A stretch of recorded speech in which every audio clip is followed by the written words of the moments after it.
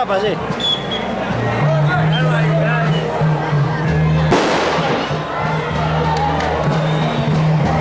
A neve deu tapado. Vamos lá então agora a premiação da equipe paraguaia, seleção do Paraguai, equipe campeã da categoria sub-12.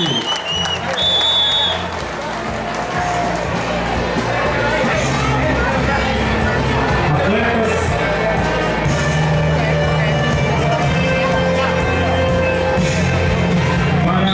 para a premiação da equipe da seleção do Paraguai, nós vamos ouvir agora o hino nacional paraguaio em homenagem aos paraguaios presentes aqui em São João da Boa Vista.